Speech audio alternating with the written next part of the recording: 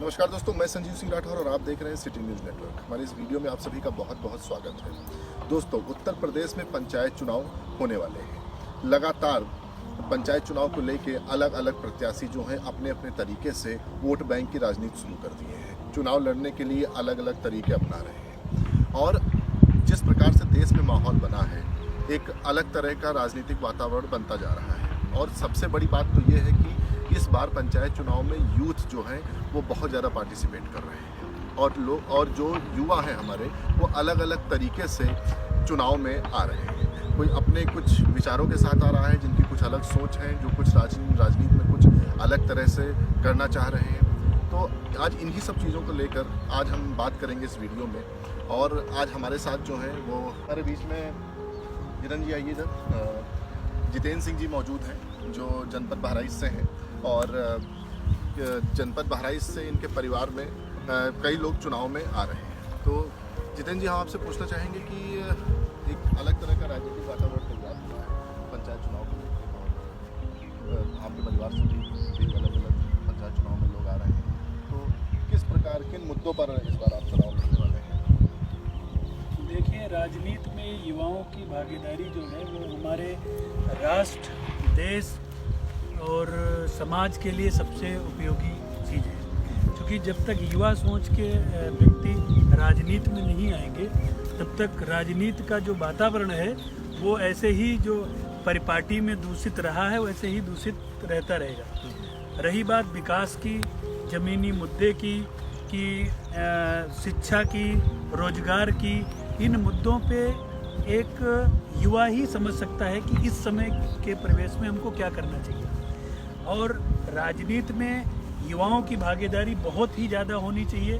वो अगर पढ़ाई करने के बाद में, पढ़ाई के साथ में उसको राजनीति में अपनी सोच और विचार जरूर रखने चाहिए। आपके परिवार से दो प्रत्याशी आ रहे हैं, आप बताएं। परिवार से हम लोग प्लानिंग में हैं पूरी तरीके से कि ब्लॉक प्रमुखी तेजवापुर से हम लोग अपना उम्मीदवार रखेंगे। और इसके साथ में जो हम लोगों का आने का मुख्य लक्ष्य है, क्योंकि तेजवापुर ब्लॉक बहराइच जनपद के सबसे पिछड़े इलाकों में से होगा, जहाँ पे मात्र एक राजकीय इंटर कॉलेज है। तो शिक्षा की दृष्टि से सबसे ज़्यादा पिछड़ा जगह है। हम चाहेंगे कि हमारे ब्लॉक में एक और इंटर कॉलेज हो। महिला सशक्तिकरण के लिए जो सबसे महत्वपूर्ण चीज़ है कि हम लोग महिलाओं को सबसे ज़्यादा, चूँकि पत्नी ही इसमें कंटेस्टेंट करेंगी, वो हाई कोर्ट में एडवोकेट हैं, आराधना सिंह नाम है, तो वो इस ब्लॉक प्रमुखी के चुनाव में कंटेस्टेंट करेंगी। उनको हम लोग आगे रख कर के ये एक मैसेज देना चाहते हैं कि समाज के प्रत्येक घर की जब तक महिलाएं आगे नहीं आएंगी, राजनीति में नहीं आएंगी, क्योंकि उनकी भागीदारी केवल कागज़ में आधी अगर है, आधी आबादी है और उनको भागीदारी हम केवल कागज़ में ही तक सीमित रखेंगे तो नहीं होगा। हमको खुद आगे आना पड़ेगा। जैसे कहते हैं ना, विज्ञान आओ करके सीखें। तो जब तक महिलाएं नहीं आएंगी तो उनके दुख दर्द को कोई बताने वाला भी नहीं है।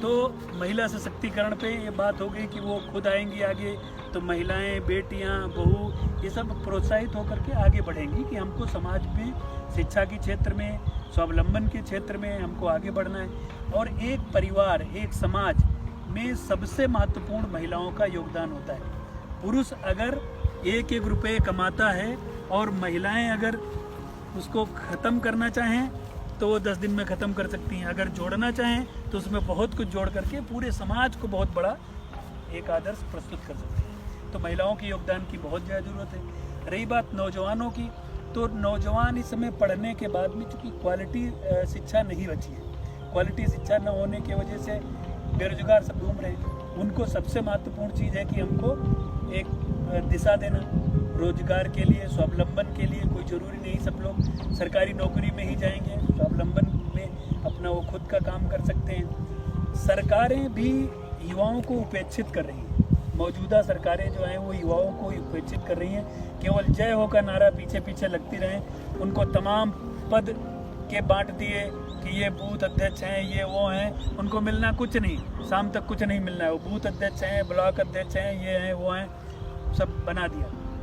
तो ये ज़रूरी नहीं है कि जो युवा हैं उन लोगों को कम से कम उनको दिशा होनी चाहिए ताकि वो अपने परिवार का भरण पोषण करें और एक समाज को अच्छी सोच के साथ आगे बढ़ा सकें। ये सबसे महत्वपूर्ण चीज़ है। रोजगार की जहाँ तक अगर बात की जाए तो उनको स्वतः रोजगार करने की ज़रूरत है और एक क्वालिटी एजुकेशन अगर मिलेगा तो वो रोजगार भी अच्छा कर लेंगे।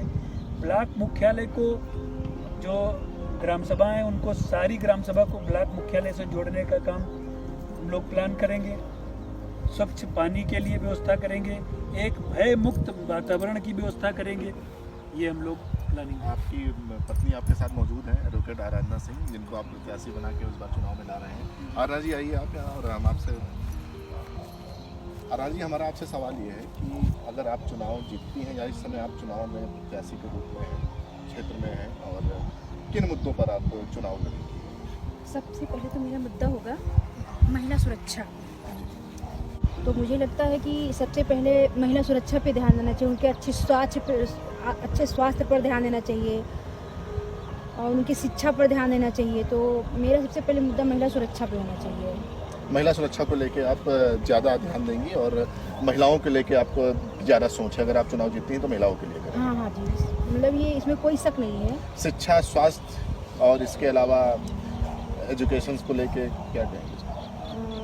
उनकी अच्छी शिक्षा की और स्वास्थ्य तो वही, फिर उनके लिए कुछ कुटीर उद्योग हैं, उनको अच्छे से प्रोत्साहित करना जी, कि आप जो घर में काम कर रहे हो तो आप केवल घर में ही काम करने लायक के लिए नहीं हो, आप थोड़ा बाहर निकलो, थोड़ा अपने लिए भी जिंदगी जियो कि देखो कि मैं केवल एक घर का ही नहीं निर्माण सकती, इसके अलावा और बाहर कुछ है और उसके लिए भी, समाज के लिए हम कुछ कर सकते हैं, अपने लिए कुछ कर सकते हैं। क्योंकि एक औरत जो है केवल एक घर के लिए कभी एक बेटी बन के रह जाती है, कभी एक बहन बन के रह जाती है, कभी एक माँ बन के केवल रह जाती है, कभी वो एक बीबी बन के रह जाती है, लेकिन अपने बारे में कभी कुछ नहीं सोच पाती, ना सोचती कि मैं कुछ हूँ, मेरा समाज कुछ है। तो मैं सोचती थी हर एक औरत को ये प्रोत्साहित किया जाए कि उनके लिए एक इससे सर्वोपर भी और कुछ है कि वो मतलब अपने लिए भी सोचे, समाज के लिए भी सोचे, बस यही। तो दोस्तों आज हमारे साथ जनपद बहराइच से जितेंद्र सिंह जी और आराधना सिंह जी मौजूद थे और हमने इनसे पंचायत चुनाव को लेकर बातचीत की, क्योंकि ये स्वयं और इनके परिवार से कुछ लोग जो हैं वो इस बार चुनाव में आ रहे हैं, पंचायत चुनाव में, और किन किन मुद्दों पर ये चुनाव लड़ेंगे इस बारे में हमने इनसे बातचीत की। आप दोनों का बहुत बहुत धन्यवाद हमसे बात करने के लिए। आप देखते रहिए सिटी न्यूज़।